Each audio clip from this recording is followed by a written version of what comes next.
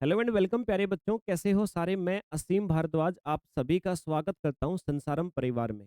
Haryana civil service exam की preparation करने वाले बच्चे, फॉर्म्स आपके इस दिसंबर महीने में ही आ जाएंगे और लगभग 10 से 15 तारीख तक आप ऐसा मान सकते हो, आपको नोटिफिकेशन देखने को मिल सकता है। फॉर्म आपके ऑनलाइन हो सकते हैं बच्चे। अब 2 प्रकार के एस्पिरेंट मेरे साथ में जुड़े होंगे। कुछ बच्चे होंगे जिन्होंने पहले भी प्रिपरेशन कर चुके हैं, हरियाणा सिविल सर्विस एग्ज़ाम की अब कंप्लीट करी है, या कैसी प्रिपरेशन करी बच्चे वो मुझसे ज़्यादा खुद के बारे में आप स्वयं जानते होंगे। और दूसरे ऐसे बच्चे भी होंगे जो बिल्कुल फ्रेशली अभी एग्ज़ाम की प्रिपरेशन करने की सोच रहे होंगे।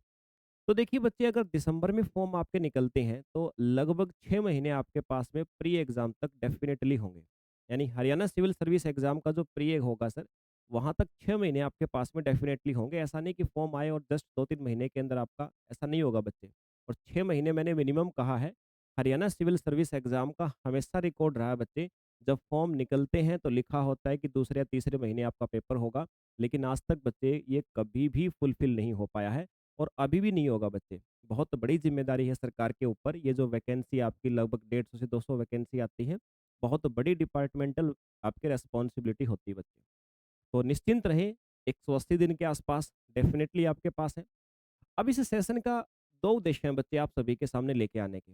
पहला उद्देश्य मेरा होगा कि भई आपको इस सेशन को देखने के बाद में भविष्य में हरियाणा सिविल सर्विस एग्ज़ाम से रिलेटेड किसी भी जानकारी के लिए कोई और वीडियो स्क्रॉल ना करनी पड़े यूट्यूब के ऊपर। सारी जानकारियाँ बच्चे, आपकी eligibility, qualification, prelims exams, CSAT का जिसके अंदर होता है, जनरल स्टडी होता है, या फिर मेंस एग्ज़ाम के अंदर जो सब्जेक्टिव 4 पेपर होते हैं बच्चे, कट ऑफ मार्क्स कितने होते हैं, इंटरव्यू के अंदर कितने मार्क्स चाहिए बच्चे, कितने समय का अंतराल होता है, कितने दिन में पेपर आपके पूरे होते हैं। ए टू जेड बच्चे 10 से 12 मिनट का सेशन होगा, जिसके अंदर सारी की सारी चीज़ें आपको मैं क्लियर करूँगा। और जो मेन फ़ोकस हमारा बच्चे, दूसरा हमारा हाफ़ होगा इस वीडियो का, उसके अंदर ये 6 महीने में आप कैसे यूटिलाइज़ कर सकते हो और इस एग्ज़ाम को बच्चे 2025 वाले को क्रैक कर सकते हो, अपना सपना पूरा कर सकते हो। तो चलिए बच्चे, आपको जैसा लिखा दिख भी रहा होगा कि 6 मंथ वाली स्ट्रैटेजी तो हमें देखनी ही है बच्चे, उसको तो डिस्कस हमें करना ही है। लेकिन उससे पहले एक बार हम शुरुआत करते हैं और ए टू जेड इन्फॉर्मेशन, जानकारी यहाँ से हासिल करते हैं। देखिए बच्चे, पोस्ट कौन-सी होती है? भई आप जॉब करने जा रहे हो, सपोज़ कीजिए आपका सिलेक्शन हो गया बच्चे, तो आपको पोस्ट, आपको पद कौन-कौन से मिलने वाले हैं? किस प्रकार की वैकेंसी आती है बच्चे? देखिए, कुछ वैकेंसीज़ का नाम मैंने लिखा बच्चे आप सभी के सामने, जैसे डेप्यूटी सुपरिटेंडेंट ऑफ पुलिस, जिसको शॉर्ट में आप बच्चे डीएसपी बोलते हो। District food and supply controller बोल सकते हो बच्चे, ट्रैफिक मैनेजर बोल सकते हो, district food and supply officer बोल सकते हो, block development and panchayat officer बोल सकते हो बच्चे, बीडीपीओ जिसको आप बोलते हो, एक्साइज एंड टैक्सेशन ऑफिसर बोल सकते हो, असिस्टेंट रजिस्ट्रार वगैरह आप बोल सकते हो बच्चे। तो इसी प्रकार की वैकेंसी होती है, अलग अलग डिपार्टमेंट्स में होती हैं बच्चे। और एक प्रकार से आप कह सकते हो सर, जहाँ भी आपकी पोस्टिंग होगी तो उस डिपार्टमेंट में आप ये कह सकते हो सर, हेड ही हो गए उस डिपार्टमेंट के। आप कहोगे सर डिपार्टमेंट के हेड तो सर सेंट्रल लेवल के बहुत बड़े-बड़े अधिकारी होते हैं बच्चे। देखिए, एक होता है आपका ऑफिसर। ऑफिसर जो होता है ना बच्चे, अगर पूरा डिपार्टमेंट नहीं तो उस डिपार्टमेंट का एक हिस्से का हेड ज़रूर होता है वो, जिसके साथ बच्चे ऑफिसर लगा होता है। और यहाँ पर आप देखिए, यहाँ पर आपको ऑफिसर लिखा हुआ बच्चे। तो हो सकता है कि पूरी यूनिट का हेड नहीं, तो किसी बहुत बड़ी संस्था के एक बहुत बड़े हिस्से का हेड ज़रूर होगा बच्चे, बहुत सारी चीज़ें उसके नियंत्रण में आपकी आएँगी। तो बच्चे इस प्रकार की वैकेंसी होने वाली है। कुल मिलाकर के मैं ये कह सकता हूँ 2 प्रकार की वैकेंसियाँ हैं। एक तो ये डीएसपी वाली वैकेंसी बच्चे, इसको मैं अलग कर देता हूँ, और फिर डीएसपी के अलावा सारी की सारी वैकेंसी। बच्चे, डीएसपी वाली वैकेंसी है, इसके लिए एलिजिबिलिटी भी अलग होगी, फिजिकल भी अलग होगा। इनके लिए सारी बातें बच्चे अलग होंगे आपके सामने। अब सारी की सारी बातें मैं आपको डिटेल में यहाँ पर डिस्कस करूँगा। तो पोस्ट के बारे में आपको समझ में आ गया, कौन-कौन सी पोस्ट बच्चे आपको मिलने वाले हैं इस एग्ज़ाम के अंदर। अब सर ऐज का क्या क्राइटेरिया रहेगा? देखिए बच्चे, अगर आप डीएसपी के लिए जाना चाहते हो, तो 18 से 27 वर्ष के बीच में आपकी एज होनी चाहिए। 27 वर्ष के बाद में बच्चे फिर आप इसके लिए अप्लाई नहीं कर पाओगे। और अगर इसके अलावा जितनी मैंने पोस्ट आपको बताई और भी होती हैं बच्चे, उनके लिए 18 से 42 साल एज है। ये तो एक सामान्य एज है बच्चे, 18 से 42। बाकी रिजर्वेशन भी है। रिजर्वेशन आप कह सकते हैं एससी एसटी वालों के लिए 5 साल का बच्चे, बीसी क्लास वालों के लिए भी 5 साल का है, या फिर कोई मिलिट्री पर्सन है जिसको डिसेबिलिटी हो गई थी गंभीर रूप से, अपनी जॉब करते टाइम पे, तो उसकी वाइफ को भी बच्चे 5 साल का है। अगर किसी का डाइवोर्स हो चुका है बच्चे, उस वुमेन को भी 5 साल की आपके पास रिलैक्सेशन है बच्चे। या फिर कोई महिला अपने हस्बैंड से जुडिशियली कानूनी तौर पे अलग रह रही है कम से कम 2 साल से, उसको भी बच्चे 5 साल की छूट रहेगी इसके अंदर। और इसके अलावा बच्चे अनमैरिड वुमेन होगी, तो उसको भी 5 वर्ष की छूट मिलेगी। तो ये तो छूट है बच्चे, ठीक है। एजुकेशन क्वालिफ़िकेशन क्या रहेंगी सर इसके अंदर? तो एजुकेशन क्वालिफ़िकेशन की बच्चे अगर हमारे द्वारा बात करी जाए, ग्रेजुएशन केवल होना चाहिए सर आप सभी के पास, केवल और केवल ग्रेजुएशन होना चाहिए, या आप अगर फाइनल ईयर के अंदर हो बच्चे, तो भी आप अप्लाई कर सकते हो। हालाँकि ये बात कई बार अप डाउन कर देते हैं कमीशन, अलग-अलग राज्यों की सरकारें हैं, लेकिन आप ये मान के चलिए, आप ग्रेजुएटेड होने चाहिए या फिर फाइनल ईयर के अंदर होने चाहिए बच्चे, ये आपकी एलिजिबिलिटी रहने वाली है इस एग्ज़ाम को क्रैक करने के लिए। फिर है सर बात हमारे पास एलिजिबिलिटी, अगर बात करें डीएसपी के लिए, ये तो मैंने सामान्य बताया बच्चे। सामान्यतः अगर आप कोई भी पोस्ट के लिए भरते हो, तो एलिजिबिलिटी क्या होंगी सर? देखिए यहाँ मैंने कहा, आप डीएसपी के लिए 18 से 27, अदर हो तो 18 से 42। अब डीएसपी के लिए बच्चे थोड़े फिजिकल स्टैंडर्ड भी आपको चाहिए। फिजिकल स्टैंडर्ड की अगर हम बात करें, तो बच्चे पुरुषों को हाइट चाहिए 5'7" की, 5 फीट 7 इंच या 170.18 सेंटीमीटर के आसपास, और महिलाएं हैं तो बच्चे 5 फुट 2 इंच की हाइट उनको चाहिए, यानी 157.50 सेंटीमीटर। और चेस्ट भी बच्चे, अगर पुरुषों के लिए चेस्ट वाला कंडीशन भी लागू है, 33 इंच के आसपास होनी चाहिए या 83.82 सेंटीमीटर के आसपास। और एक्सपेंशन यानी चेस्ट फुलाने के बाद में 34.5 के आसपास होनी चाहिए। फीमेल्स के लिए केवल और केवल बच्चे हाइट वाली कंडीशन है, अगर आपको डीएसपी की पोस्ट चाहिए तो। डीएसपी के अलावा बच्चे अगर किसी भी प्रकार की दूसरी वैकेंसी के लिए जाते हो, तो इसका कोई भी मायना नहीं है बच्चे फिजिकल स्टैंडर्ड का। मैंने साफ साफ लिखा हुआ, डिप्टी सुपरिटेंडेंट ऑफ पुलिस के लिए ये क्राइटेरिया है बच्चे। अब सर सिलेक्शन प्रोसीजर, अगर आप एलिजिबल हैं, जितनी कंडीशंस मैंने आपको बताई हैं बच्चे, अगर आप ये फुलफिल करते हैं, तो अब आपके लिए है सिलेक्शन प्रोसीजर। 3 स्टेज से बच्चे आपको होके गुज़रना पड़ेगा, और ये 3 स्टेज कौन-कौन सी होंगी सर हमारे पास में? ज़रा देख लेते हैं एक बार।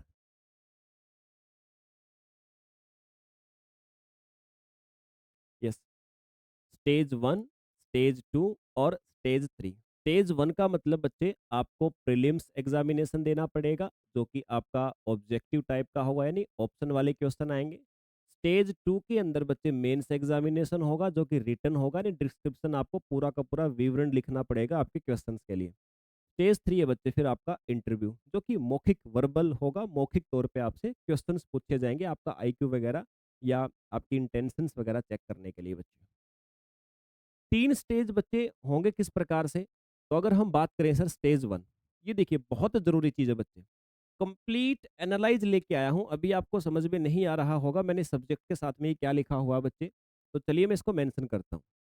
भाई पहला स्टेज में आपका प्रीलिम्स एग्जामिनेशन होगा। मान लीजिए बच्चे अभी फॉर्म निकलते हैं, तो उसके जस्ट 6 महीने बाद, यानी लगभग आपके मई जून के आसपास आपका प्री एग्जाम होता है। सामान्यतः आप मान के चलिए मई महीने का लास्ट दिन के आसपास आपका एग्जाम होगा। अब मई में आपका एग्जाम होता है बच्चे, प्री एग्जाम होता है, एक ही दिन में 2 एग्जाम होंगे। ये सी सेट होगा बच्चे आपका 2 घंटे का, फिर उसके बाद 2-4 घंटे का आपको ब्रेक दे करके फिर 2 घंटे का ये जनरल स्टडी का पेपर लिया जाएगा। दोनों एग्जाम्स बच्चे, प्री एग्जाम जो होगा उसमें 2 पेपर होंगे और दोनों एक ही दिन होंगे।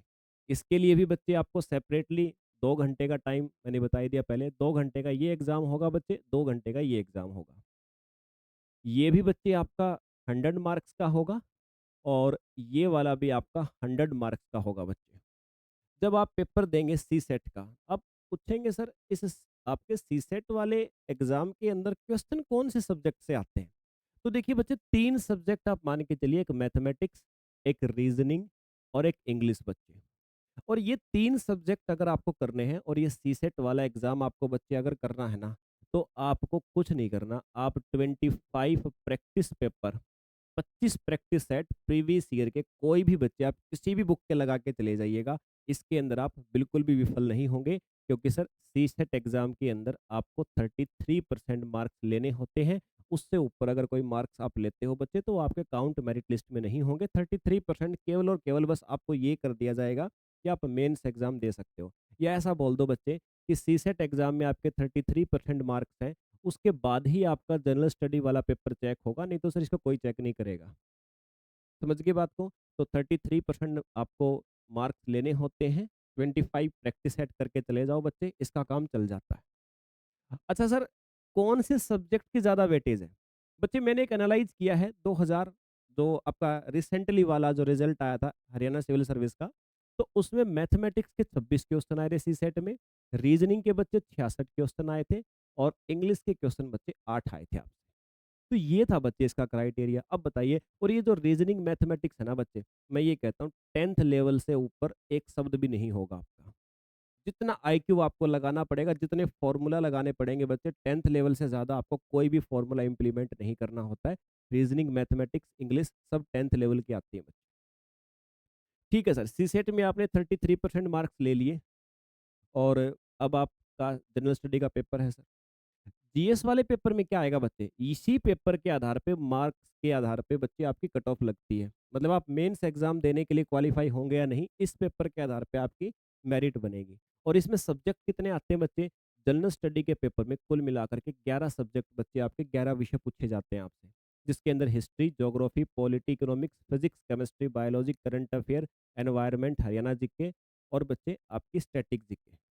11 सब्जेक्ट हैं बच्चे। पिछले रिसेंटली जो आपका पेपर हुआ था, उसमें कौन से सब्जेक्ट से कितने क्वेश्चंस आए थे बच्चे, मैं आपको वो भी अनुमान दे रहा हूँ, ताकि बिल्कुल सारी कन्फ्यूजन्स आपके यहाँ से क्लियर हो जाएँ। आपको दोबारा वीडियो को स्क्रॉल नहीं करनी पड़े, यूट्यूब के ऊपर अपना समय खराब ना करना पड़े। बच्चे हिस्ट्री से 23 क्वेश्चन पूछे गए थे, 15 क्वेश्चन ज्योग्राफी से आए थे, 17 क्वेश्चन पॉलिटी से आए थे, 12 क्वेश्चन बच्चे इकोनॉमिक्स से आए थे, 1 क्वेश्चन फिजिक्स से पूछा था, 9 क्वेश्चन केमिस्ट्री से, 8 क्वेश्चन बायोलॉजी से आए थे बच्चे और 5 करंट अफेयर से आए थे, एनवायरनमेंट से 2 आए थे, हरियाणा जीके के केवल 4 क्वेश्चन थे और स्टैटिक जीके के भी बच्चे आपके पास में 4 क्वेश्चन थे सर। तो कुल मिलाकर के बच्चे ये जनरल स्टडी का पेपर, और इसमें अगर आपने 100 क्वेश्चन में से बच्चे, अगर आपने 70 क्वेश्चन ठीक कर दिए, देखिए बच्चे इसमें भी 100 क्वेश्चन, इसमें भी 100 क्वेश्चन, यहाँ पे आपको केवल 33% मार्क्स लेने हैं। यहाँ बच्चे आपने अगर इन 100 क्वेश्चन में से बच्चे आपने 70 क्वेश्चन, अगर यानी 70 आपके ठीक हो गए, अगर कोई गलत नहीं किया आपने 30 क्वेश्चन और 70 आपके ठीक है, तो बच्चे आपको कोई रोक नहीं सकता है मेंस एग्जाम के लिए क्वालिफाई करने में। एक बार बच्चे आप इसमें क्वालिफाई हो गए, अब इनके मार्क्स भविष्य में कहीं काम नहीं आएँगे, फिर आप डायरेक्टली अगले स्टेज के ऊपर पहुँच गए हो, जो कि आपका मेंस एग्ज़ामिनेशन है बच्चे। अब जितने भी मेरिट लिस्ट बनेगी ना बच्चे, वो मेंस एग्ज़ाम और इंटरव्यू, इन 2 चीज़ों के आधार पे बनेगी। यहाँ से आपको क्या पढ़ना है बच्चे? देखिए, मेंस एग्ज़ाम जो है आपका, इसके अंदर 4 पेपर बच्चे होते हैं। 4 पेपर आपसे लिए जाएँगे और ये 4 पेपर बच्चे 2 ही दिन में ले लिए जाएँगे। 1 दिन में 2 पेपर और 1 दिन में 2 पेपर। 2-2 दिन के अंदर आपके कंप्लीट कर दिए जाएँगे बच्चे। पेपर 1 आपका इंग्लिश का होगा, जिसके अंदर इंग्लिश का एस्से भी आपको लिखना होगा बच्चे, 3 घंटे दिए जाएँगे, 100 नंबर का पेपर होगा। ऐसे ही बच्चे पेपर 2 जो होगा हिंदी का होगा, इसमें भी हिंदी का एस्से लिखना पड़ेगा आपको और 3 घंटे का समय मिलेगा बच्चे आपको, ये भी 100 नंबर आपका पेपर होगा। पेपर 3 जो है बच्चे, ये जनरल स्टडी का होगा और इसके लिए भी आपको 3 घंटे दिए जाएँगे बच्चे, 200 नंबर का ये आपका पेपर होगा। इसके अंदर ज़्यादातर आपको करंट अफेयर से रिलेवेंट इश्यू मिलेंगे बच्चे, ठीक है? पेपर 4 जो होगा ये ऑप्शनल सब्जेक्ट होगा बच्चे, आपके ने जो सब्जेक्ट को चूज़ किया है कि आप इस सब्जेक्ट का पेपर देना चाहते हो, तो उसके बारे में बच्चे 3 घंटे का समय आपको दिया जाएगा और 200 नंबर का ये पेपर होगा। कुल मिलाकर के बच्चे 600 नंबर का मेंस एग्जाम होगा और जो तीसरा स्टेज मैंने ऊपर लिखा था इंटरव्यू वाला बच्चे, वो 75 मार्क्स का होता है और ये टोटल हो जाते हैं आपके 675, 675 नंबर बच्चे। 675 नंबरों में से आपके जितने मार्क्स आते हैं, आपका सिलेक्शन फाइनल हो जाता है बच्चे। यानी 675 में से कट ऑफ लगती है बच्चे आपकी, ये ध्यान रखेंगे आप। और आपको नंबर कितने लेने हैं बच्चे? अगर आपने सिलेक्शन लेना है तो 300 से 350 के बीच में। अगर आप रिजर्व कैटेगरी से हो, एससी एसटी वगैरह से हो, तो 300 नंबर के आसपास का स्कोर आपको करना पड़ेगा और अगर बच्चे आप जनरल कैंडिडेट हो तो 350 के आसपास का स्कोर आपको करना पड़ेगा। थोड़ा बहुत वेरी करता है, बट बच्चे आपको, अगर रिजर्व कैटेगरी वालों को 300 नंबर के आसपास लेने हैं और जनरल कैटेगरी वालों को 350 के आसपास। ठीक है बच्चे, थोड़ा बहुत अप डाउन चलता है, 5, 10, 20 नंबर का ऊपर नीचे चलता है। हर बार बच्चों ने कैसा कैंडिडेट ने परफॉर्मेंस किया, उसके आधार पे भी ये सारी चीज़ें होती हैं। अब बात है सर हमारे पास कि प्रिपरेशन कैसे होगी?